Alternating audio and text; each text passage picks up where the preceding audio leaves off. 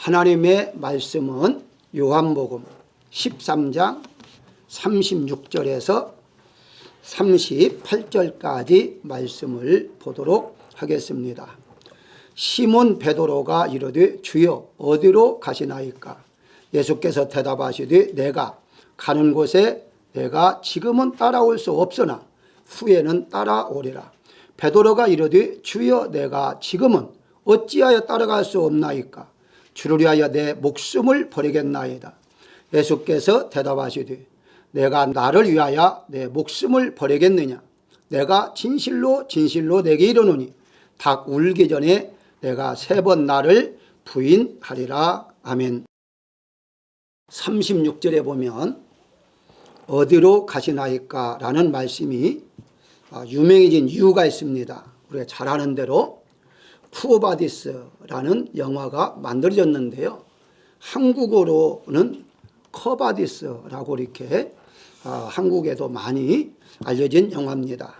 이 영화가 만들어지면서 자연스럽게 우리 기독교인들은 이 베드로가 어디로 가시나이까 하는 내용을 알게 되는데요.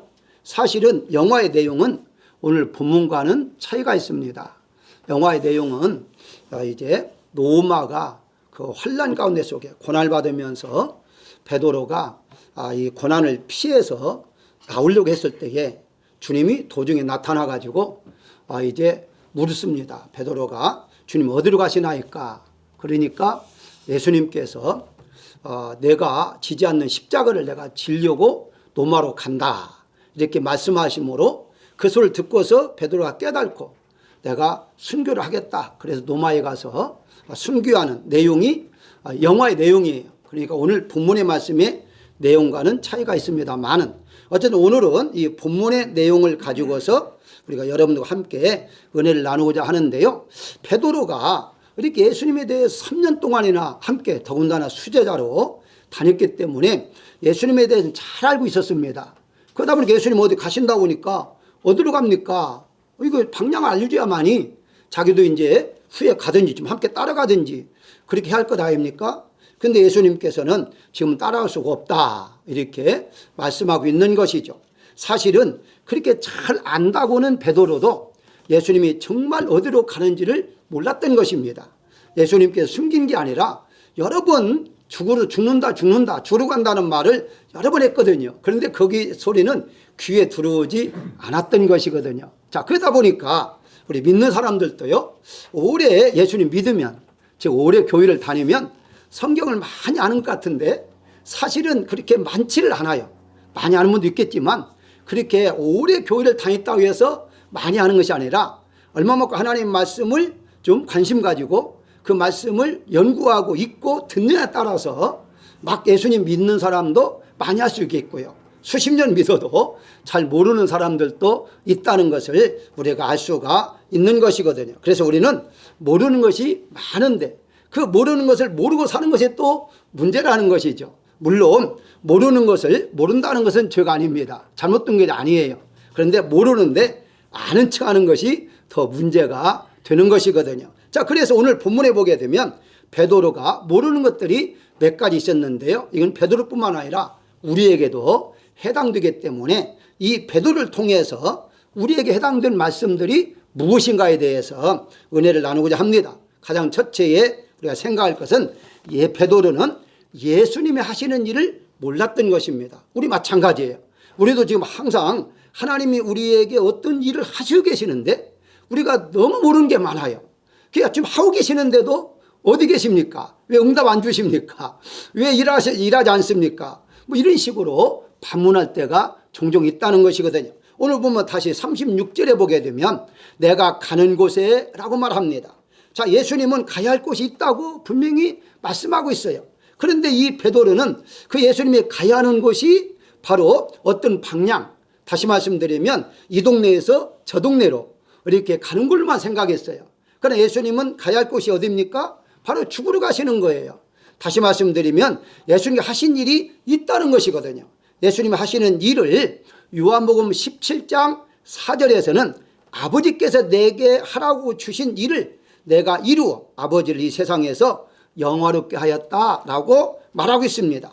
요한복음 5장 17절에도 내 아버지께서 이제까지 일하시니 나도 일한다. 그 예수님이 분명히 이 땅에 오시는 목적이 일하러 오신 것이죠. 자, 근데 일하러 오셨는데 그 일하러 오셨다고 하니까 대부분의 기독교인들이 예수님이 이 땅에 오신 데서 하신 일이 무엇입니까? 라고 질문을 하면 마태복음 4장 23절을 근거로 해서 예수님은 가르치시고 복음을 전파하시고 많은 병자들을 고치셨다 이렇게 대답합니다. 뭐 틀린 말은 아니에요. 예수님께 이 땅에 오셔서 그런 사역을 하셨기 때문입니다. 그런데 예수님이 정말 가르치고 복음을 전파하고 병자들만 고치기 위해 이 땅에 오셨느냐? 그게 아니에요. 이건 메인이 아닙니다. 주님 이 땅에 오신 목적, 메인은 무엇이냐 하는 것은 바로 죽기 위해서 오셨다. 누구를 위해서? 죄인들을 대신해서 죽으러 이 땅에 오셨다. 그게 지금 나는 내가 가는 곳, 죽으러 가는 곳, 네가 어떻게 따라올 수 있느냐? 그러니까 이 베드로는 뭐 어디든지 이제까지 따라다니는 3년 동안 내가 못 따라갑니까? 이렇게 지금 부모님 말하잖아요. 어찌하여 내가 못 따라갑니까? 따라갈 수 없습니까? 그런데 그럼 너 죽어야 하는데 예수님의 생각에는 아직 내가 죽을 정도 준비가 되지 않았다. 그렇게 지금 이제 말씀하고 있는 것이거든요. 분명한 것은 예수님께서 마가복음 2장 17절 이런 말씀을 해요. 의인은 병자에게 필요하다라고 말하고 있습니다. 다시 말씀드립니다. 의사는 병자에게 필요한 것이지 건강한 자에게 필요한 것이 아니다. 그러면서 이어서 하시는 말씀이 내가 의인을 부르러 온 것이 아니라 죄인을 부르러 왔다라고 말합니다. 즉 예수님께서는 죄인 때문에 이 땅에 오셨다고 분명히 말씀하고 있는 것이죠. 그래서 예수님께서 베드로에게 지금은 네가 죽을 정도가 안 됐다라고 말씀하시면서 못 따라온다 이렇게 말씀하고 있는 것이거든요. 자, 예수님께서 병자들 고치시니까 이 병자들이 많이 모였습니다. 그래서 이제 밤에도 고쳐주시고 낮에도 고쳐주셨다가 이튿날에 예수님께서 마가복음 1장 38절에 보게 되면 다른 마을들로 가자 거기서도 전도하리라 내가 이를 위하여 왔노라 라고 말씀하시므로 한 군데에서 병자들만 고친 것이 아니라 다니시면서 전도하기 위해서 다니셨다. 그 전도가 무엇이냐? 하나님의 말씀을 전하기 위해서 오셨다. 하나님의 말씀은 무엇이냐? 바로 죄인들은 영원히 사함받을 수 없다. 그 제사로는 안 된다. 짐승으로는 안 된다. 내가 바로 십자가로 말미암아 죽어야만이 너희가 영원한 자유를 누릴 수가 있다 하는 그 말씀을 전하기 위해서 이 땅에 오셨다는 것입니다. 그래서 그런 일들을 오늘날에 여러분들도 한번 곰곰이 생각해 보십시오. 이제 오늘날의 기독교인들이 과연 이 문제가 기본적으로 갖춰져 있느냐는 거예요. 기본적으로 우리가 잘 아는 대로 하나님 하시는 일 그러면 내 사업장이 잘 되고 내 가정이 행복하고 무언가 내가 원하는 거 다 이루어지고 이것이 하나님 일인 줄만 많이들 알고 있잖아요. 그런데 정말 하나님의 일은 무엇이냐? 네가 영원히 지옥 갈 것을 내가 십자가의 죽음으로 말미암아 네가 영원한 천국 가는 거다. 그게 내가 하기 위해서 이 땅에 오신 것이다. 이런 내용의 말씀을 우리가 지금 현재의 마음을 갖고 있는 분들이 많지 않다는 거예요. 현대인들이 십자가 마른다든가 죽어야 한다든가 이런 말하면 굉장히 싫어한다고 하잖아요. 그러니까 이제 그 사회생활도 어렵고 힘든데 교회 가면 계속해서 뭐 충성하라 십자가를 지라 뭐 이렇게 하니까 싫어한다는 거죠. 그러다 보니까 점점점 하나님이 하시는 일은 정말 메인은 잊어버리고 그저 건강 얻는 것 또 잘 살게 되는 것 이런 것들만 귀가 열려가지고 그런 말에만 달콤하고 다른 말은 듣기 싫어하는 그런 현상이 되었다는 것이죠. 실제적으로 있었던 일인데요. 저도 뭐 들었습니다마는 어떤 목사님이 교회 청빙받아서 가니까 장로님들이 이제 부탁할 게 몇 개 있다고 하면서 그 중에 한 가지가 뭐냐면은 가능하다면 이제 공포스러운 단어는 사용하지 마십시오 라고 하더라는 거예요.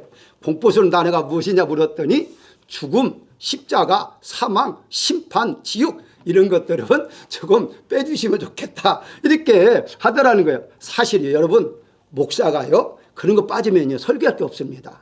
다시 말씀드리면요 의사에게 가서 제발 나 수술하지 않고 낫게 해주세요 하는 거 똑같아요. 지금 수술해야 할 환자가 이 칼을 대고 수술을 해야 하는데 수술하지 않고 낫게 해달라.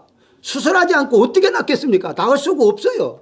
그러니까 이 지옥이라든가 십자가나 죽음 이런 것이 없이는 우리가 구원받을 수가 없는 거예요. 그러니까 자연스럽게 말할 수밖에 없는데 들을 때는 이제 듣기가 쉽지를 않다는 것이거든요. 어쨌든 이 베드로가 예수님이 하시는 일이 정말 이제 복음을 증거하고 병자를 낫고 이런 것은 알았는데 정말 나를 위해서 죽으러 오셨구나, 십자가를 지기 위해서 가시려고 하는구나를 몰랐다는 것이죠. 사랑하는 여러분들, 우리는 여러분들 이미 아시겠지만 분명한 건 기초적으로 주님께 이 땅에 오신 것은 나의 죄 때문에 오셨다.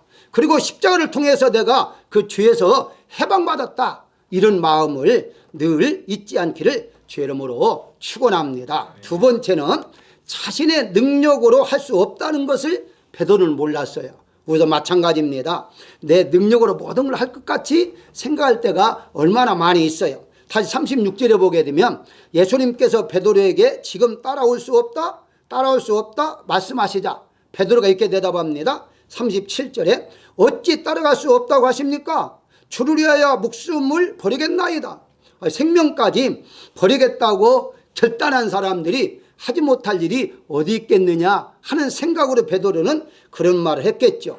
조금 더 누가복음 22장 33절에 보게 되면 조금 더 자세히 설명합니다.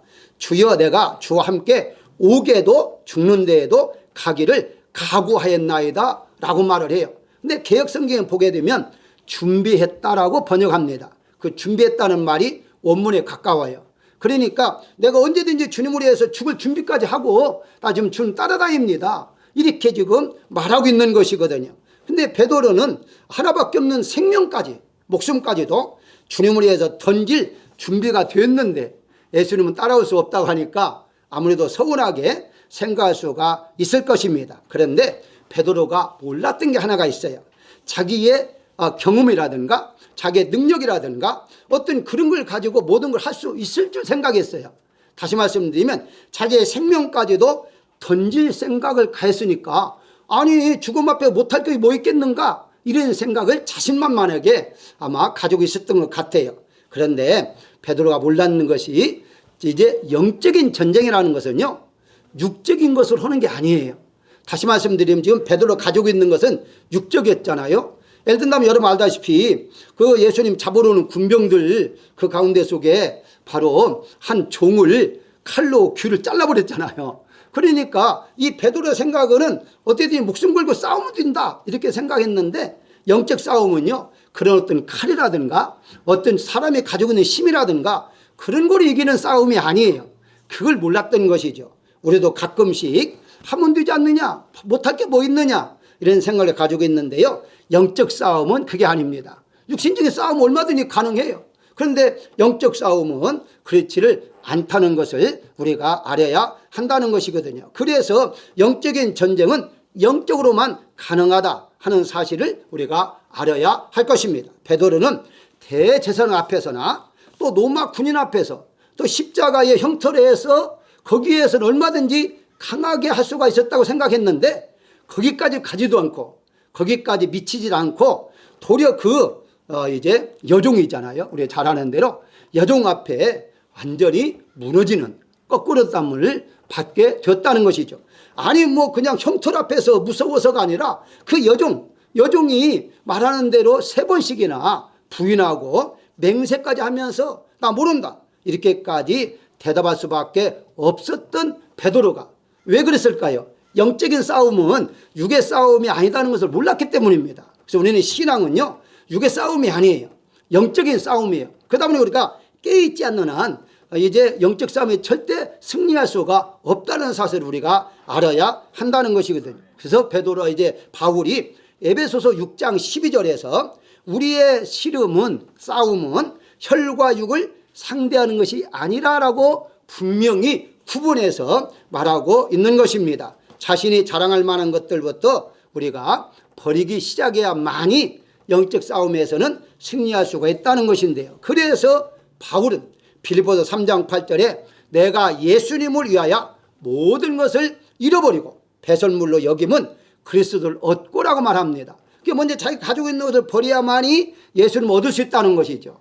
예수님을 얻고 난 다음에 버리는 것이 아니라 내가 먼저 버려야만이 예수님으로 충만하다 이렇게 말씀할 수 있죠.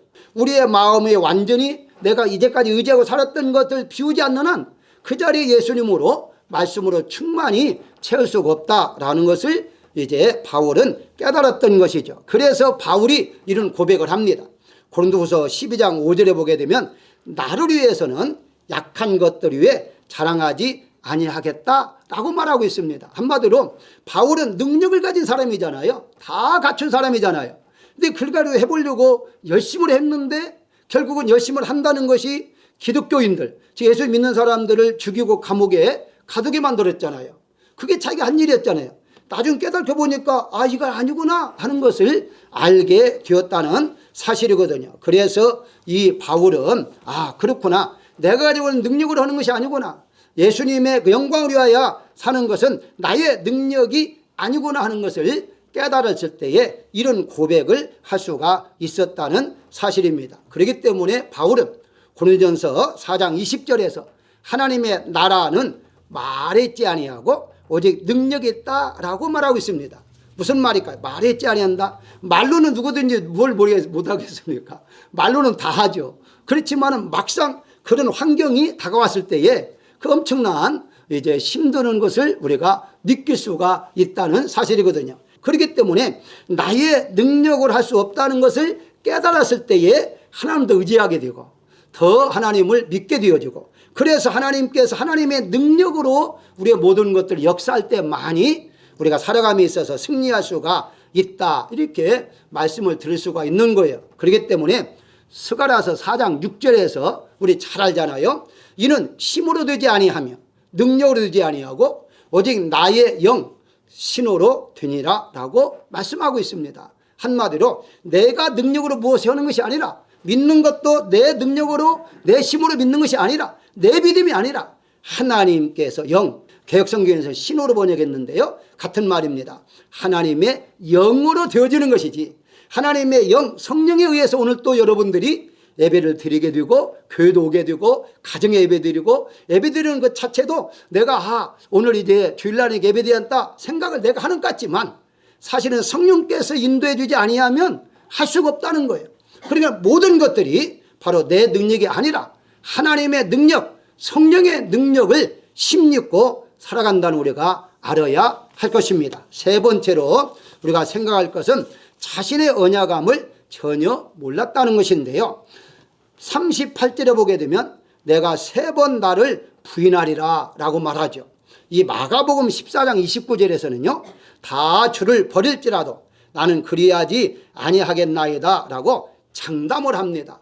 베드로는 이제 예수님께서 다 나를 버릴 거다 하니까 아니요, 다 버린다 할지라도 저는 절대 버리지 않겠습니다 라고 말하죠. 근데 어떻습니까? 결국은 버렸잖아요. 결국은 물론 이제 다른 사람보다도 뒤에 따라갔다고 합니다만은 바로 이 베드로가 어떻습니까? 하나님의 아들입니다. 주님은 그리스도시요 하나님의 아들입니다 라는 사실을 고백할 정도로 예수님에 대해서 알고 있었지만 바로 예수님이 잡혀갈 때에 멀리 떨어져 따라갔잖아요. 그리고 이제 모닥불을 쬐우면서 구경꾼처럼 그렇게 보고 있었다는 사실을 볼 수가 있습니다. 그러면서 그 여인이 하는 말이 너도 같은 당이라. 그러니까 어떻습니까? 모른다고 했을 뿐만 아니라 저주까지 했잖아요. 아니 지금 수제자가 그냥 모른다고 해도 그건 말이 안 되는데 저주까지 했잖아요. 그게 말이 안 되는 겁니다. 그렇기 때문에 이 정도까지 자신이 약하다는 사실을 몰랐던 것이거든요.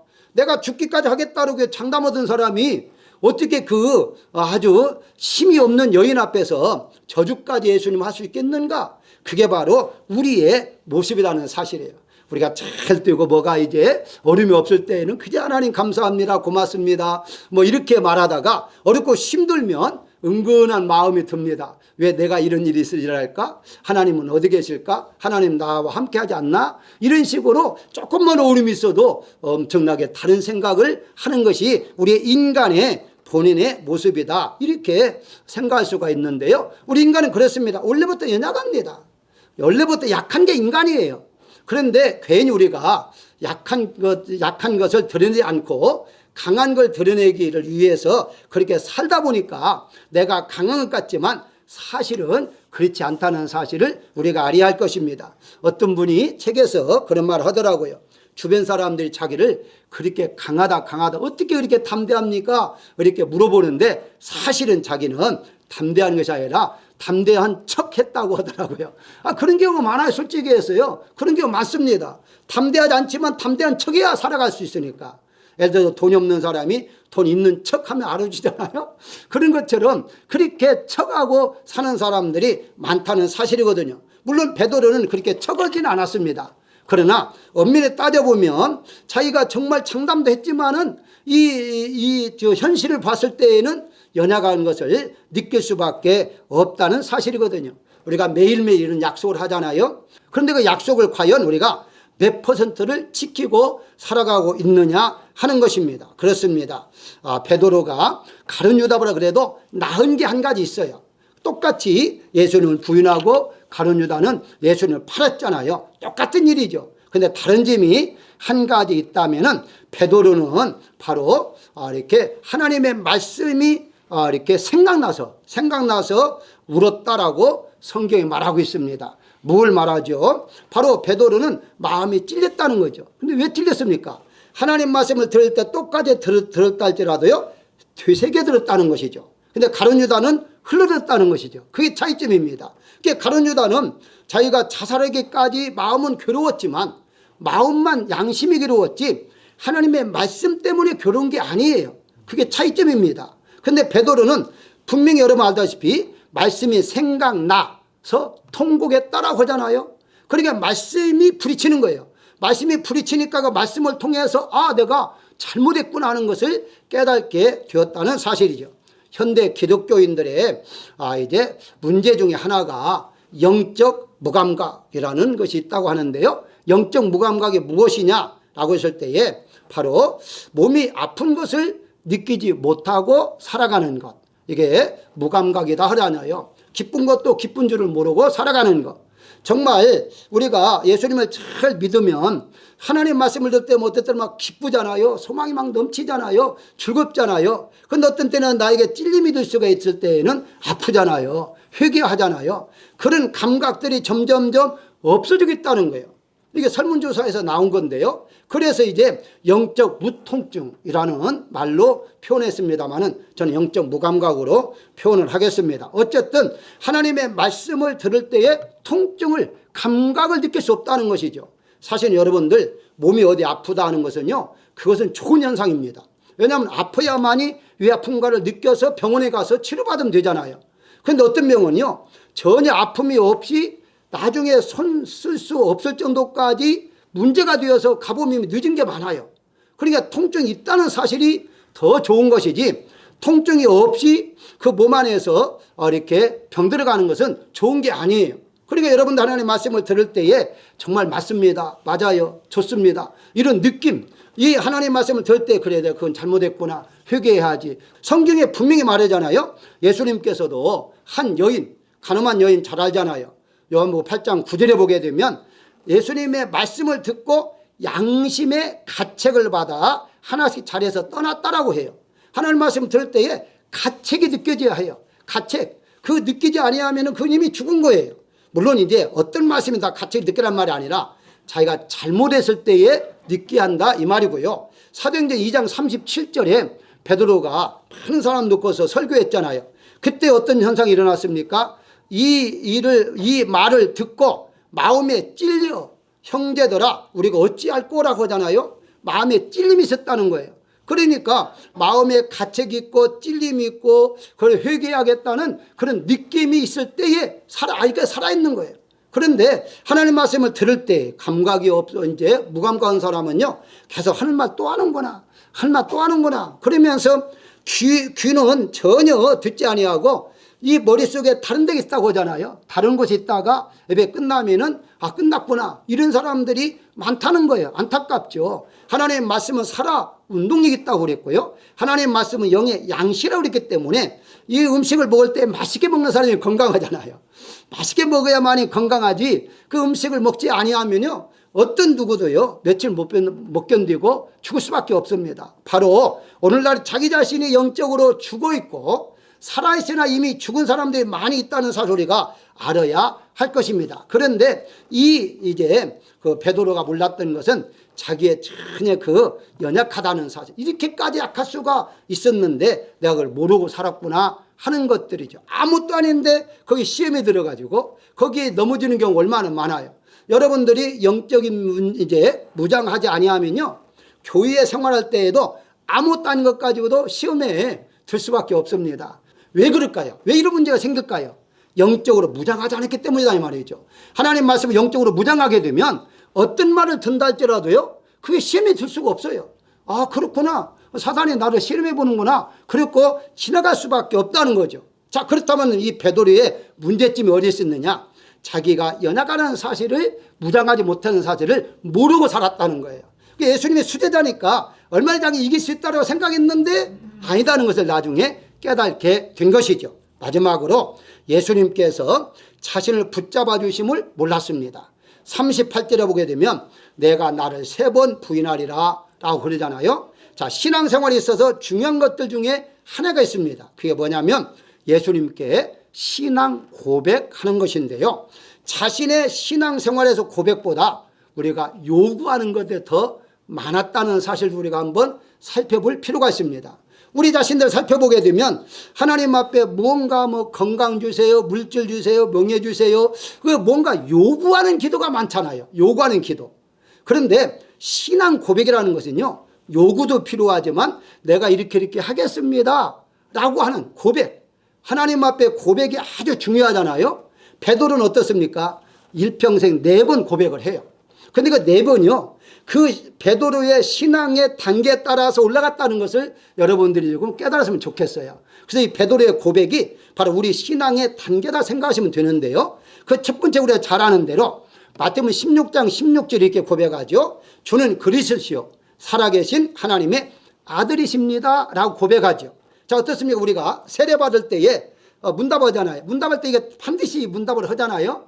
예수님은 누구십니까? 이렇게 문답할 때에 이 대답이 나오게 되죠. 우리가 신앙 첫 번째에 신앙의 고백이죠. 예수님은 나의 구세주입니다 라는 고백을 하게 되죠. 그 다음에 신앙이 좀 성장하게 되면 누가복음 5장 8절에 보게 되면 주여 나를 떠나소서 나는 죄인으로소이다 라고 베드로가 고백하죠. 그게 죄이다는 사실은요, 우리가 흔히 믿는 사람은 내가 죄이니까 죄이다 고백하는 게 뭐가 문제가 있을까? 아니에요.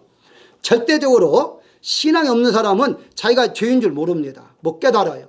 죄이다 하면 내가 왜 죄 짓느냐? 나 이제까지 한 번도 죄 진 적이 없다고 그러잖아요. 그러니까 영적인 면에서 죄인이라는 걸 깨닫지 못하는 거예요. 그런데 베드로는 나를 떠나달라, 내가 죄인입니다 라고 고백하게 되는 것이죠. 그 다음에 세 번째 고백이 무엇입니까? 오늘 본문 말씀에 나온 내용인데 37절에 주를 위하여 내 목숨을 버리겠나이다 라고 말을 하죠. 은혜를 받으면 받을수록 주님을 위해서 죽을 때까지, 죽기까지 충성해야겠다, 목숨을 던지겠다, 헌신의 마음이 있게 되는 것이죠. 아마 대부분이 이 단계까지 와 있는 사람들은 이 말씀 다 이해를 할 것입니다. 근데 마지막 우리 잘 아는 대로 4번째 고백이 있죠. 요한복음 21장 16절에 보게 되면 내가 주를 사랑하는 줄을 주님께서 아시나이다 라고 말하잖아요. 그러니까 정말 나를 사랑하느냐 2번 묻고 3번째 주님이 아시잖아요. 이렇게 지금 대답한 것을 볼 수 있습니다. 무엇을 말하죠? 이제 마지막 단계에서 신앙은 오직 하나님의 사랑밖에 없다. 하나님의 사랑으로 은혜로 내가 살아가는 것이다. 그러니까 주님을 사랑하는 만큼 주님도 나를 사랑하고 내가 주님이 나를 사랑하면 나도 주님을 사랑해야 한다. 그래서 사랑은 교통이잖아요. 하나님 나를 사랑하고 내가 하나님 사랑하고 이런 것이 교통이 나눠질 때에 사랑의 열매를 맺게 되어지는 것인데, 이런 고백들이 우리의 입에서 점점점 단계마다 올라가야 한다는 것입니다. 그런데 좀 미안합니다만은 어떤 분은 오래 교회 다니면서 어려움을 당하니까 하나님은 나를 사랑하지 않나 봐 이렇게 말하는 분이 있어요. 물론 이제 본인이 느끼니까 그런 느낌의 고백을 하겠지만 절대 그렇지 않습니다. 정말 하나님은 끝까지 우리를 사랑하신다는 거예요. 그래서 그 사랑을 느끼고 살아가는 사람, 날마다 순간마다 하나님 나를 사랑하신다는 것을 느끼고 신앙생활하는 사람이 사실은 행복한 사람이다, 이렇게 말씀을 드릴 수가 있는 것이거든요. 마태복음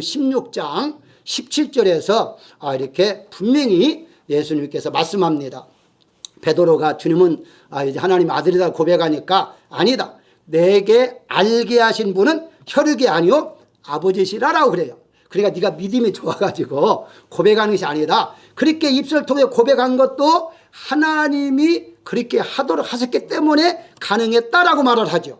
자, 여기까지 오게 되면요 조금 우리가 심란해질 수 있습니다. 아니 내가 믿는 건데 내가 믿고 내가 교회 다니고 내가 다 하는 것이잖아 이렇게 생각할 수 있는데 그렇게 안 난다는 거예요. 그래서 좀 더 여러분들이 구체적으로 하나 더 말씀을 드린다면 주를 위해서 목숨을 버리겠다고 했지만 그렇지 못했잖아요. 못했는데 다시 누가복음 22장 32절에 보게 되면 예수님께서 사단이 너희를 요구했지만 내가 너를 위하여 내 믿음이 떨어지지 않도록 기도했다 그래요. 여러분 잘 읽어보시면 제자들이 몇 명 있었어요. 가까이 있었습니다. 가까이 있었는데 유독 예수님이 베드로에게 말씀해요. 베드로에게 내 믿음이 떨어지지 않도록 내가 기도했다라고 말을 해요. 무슨 말입니까? 이 베드로가 장담하고 했지만 아니다. 내가 너를 도와주지 아니하면 안 된다는 것을 분명히 지금 알려주고 있다는 사실이거든요. 그렇습니다. 우리가 내 자신이 모든 걸 다 하는 것 같지만 하나님이 지금도 붙잡아 준다는 거예요. 하나님 붙잡아 주지 아니하면 우리는 한시라도 아니 1분 1초라도 우리는 살아갈 수가 없음을 깨달을 때에 진정으로 깨달을 수가 있다. 이렇게 말씀을 드릴 수가 있는 것이거든요. 그렇습니다. 왜 이런 말씀을 드리냐면 베드로뿐만 아닙니다. 분명하기는 로마서 8장 34절에서 예수께서 우리를 위하여 간구하시는 자라 그래요. 어디에서? 하나님 우편에서. 그러니까 지금도 하나님 우편에서 우리를 위해서 기도하고 계신다는 거예요. 무슨 기도를 할까요? 우리를 도와주는 거예요. 우리를 도와주기 위해 지금도 기도하고 있는 거예요. 그뿐만 아닙니다. 조금 더 지나가면 로마서 8장 26절에 성령이 말할 수 없는 탄식을 우리를 위하여 친히 간구하신다라고 말씀해요. 무엇을 말하는 성령께서 예수님께서 여러분들을 위해서 기도하고 계신다는 것인데 그 말은 다른 말로 말하면 24시간 동안 여러분들을 지금 보호하시고 지켜주겠다는 사실을 우리가 믿어야 한다는 것입니다. 그렇기 때문에 내가 혼자 뭘 믿음 생활에서 내가 뭐 영광 받고 뭐 상급 받고 칭찬받고 아니라 하나님이 그렇게 하지 아니하신다면 도와주지 아니하시면 아무것도 할 수가 없다는 사실을 우리가 알아야 한다는 것입니다. 결론적으로 말씀을 드리면요. 베드로가 예수님께 어디로 가십니까? 라고 물은 것은 예수님이 어디로 가시는지를 정말 몰랐기 때문이겠습니까? 몰랐기 때문이었습니까? 물론 어떤 면에서는 알 수가 있었겠죠. 그런데 십자가에 죽으러 가는 것은 몰랐습니다. 왜냐하면 그때는 여러분 이미 아시다시피 그때 당시에 제자된 대부분 예수님 메시아로 오셨다기보다도 이 해방하기 위해서 로마의 폭군으로부터 해방하기 위해서 오셨다라고 생각들을 했기 때문에 바로 예수님이 죽는다면 이 문제가 다 끝나버리잖아요. 자기들이 가지고 있던 소망이 무너지잖아요. 그러니까 죽으러 가기까지는 몰랐다는 사실입니다. 그렇습니다. 우리가 모르고 사는 일들이 더 많다는 것인데요. 우리가 꼭 기억하십시다. 내일 일에 대해서 우리는 모르고 살아갑니다. 아무리 큰 소리 쳐도 내일 일 아는 사람이 있습니까? 분명히 야고보서 4장 13절 이렇게 말을 해요. 오늘이나 내일이나 우리가 어떤 도시에 가서 거기서 1년을 머물며 장사하여 이익을 보리라 하는 자들아. 그런데 이어서 어떻게 말합니까? 너는 안개와 같다라고 말합니다. 그러니까 내일에 대해서 우리는 모른다는 거예요. 모르는 게 정상이에요. 내일을 알고 있으면 어떻게 하겠습니까? 모르는 거죠. 어떤 분은 내일에 대해 모른다니까 점쟁이 무당들은 알잖아요. 무당들이 알면 무당짓 합니까? 그 다 알아가지고 자기가 어떻게 될 거 알아가지고 벌써 했겠죠. 어쨌든 내일에 대해서는 여러분 알 필요가 없어요. 그럼 어떻게 하느냐? 내일에 대해서는 알 필요가 없으니까 하나님께 맡기고 살아가야 한다는 것이고 또 한 가지는 모르는 것이 무엇이냐 할 때에 죽는 날짜를 모른다는 거예요. 우리는 언제 어느 때에 죽을 날짜를 아는 사람이 누가 있습니까? 그러니까 누가 보면 12장 어리석은 부자가 나오잖아요. 내일에 대해서 알았다고 보면 죽을 날짜 알았다면 그 어리석은 부자가 그렇게 많이 곡간을 만들었겠어요? 몰랐기 때문에 곡간을 만드는 것처럼 우리는 죽는 날을 몰라요. 그러니까 죽는 날은 하나님께 맡기고 그날까지 주님이 부르시는 그날까지 우리는 믿음 생활만 잘하면 된다는 거예요. 하나만 더 소개하십시다. 예수님의 재림의 날짜를 우리는 몰라요. 이 말씀 제가 꼭 하고 싶은 이유가 있어요. 올라만 어수선하고 하니까 이단들이 너무 많이 좀 나오고 있거든요. 예수님 재림 때가 되었다. 지금 이제 백신 맞으면 안 된다. 뭐 한다. 이런 식으로 지금 많이 나오고 있는데요. 예수님의 재림의 날짜는 분명히 마태복음 24장 36절에서 아무도 모르나니 하늘의 천사도 뭐 이런 아들도 자기가 아들이잖아요. 아들도 모르고 오직 아버지만 아신다 그러잖아요. 아니 예수님이 아들이에요. 아들. 그 자기도 모른다고 했는데 어떻게 자기들이 안다고 예수님 재림 안다고 했지 어느 날 재림하겠다고 말합니까? 말도 안 되는 거죠. 자, 그렇다면 우리가 모르는 것으로 끝나는 게 아니에요. 모르기 때문에 하나님께 맡기고 살아간다는 것이고 모르기 때문에 다 알고 계신 하나님 앞에 의지하고 우리가 살아가야 한다는 것입니다. 그래서 제가 늘 주장하는 게 있잖아요. 여러분 이미 아실 것입니다. 나는 죄인입니다 라는 고백이 늘 내 입술에서 떠나지 말아야 하고요. 나는 모릅니다 하는 거고요. 나는 할 수 없습니다. 네 번째가 나는 이미 죽었습니다 라는 생각을 늘 가지고 살아야 됩니다. 내가 죽었는데 무슨 싸움이 있겠고 죽었는데 다툼이 있겠고 이미 죽었는데 내 자존심이 어디 있겠어요. 그런데 우리가 자존심이 얼마나 많습니까? 조금만 자존심 건드리면은 부부간이라도 뭐 대판 싸움 하잖아요. 아니 부부가 자존심 상했다 이거죠. 그렇게 자존심 있다는 건 자신은 무엇입니까? 아직 살았다는 거 아닙니까? 그래 사랑하는 여러분, 이 베드로가 몰랐던 것은 베드로만이 한정이 아니라 바로 우리가 베드로처럼 모르고 있다는 것이 많이 있다면 오늘부터라도 모르는 것은 모릅니다. 그렇지만은 모르기 때문에 예수님 앞에 의지합니다. 예수님만 바라봅니다. 예수님이 나의 길을 인도해 줄 줄로 믿음이라는 신앙의 고백을 통하여 이번 한 주간 동안도 승리하며 사시기를 주의 이름으로 축원합니다.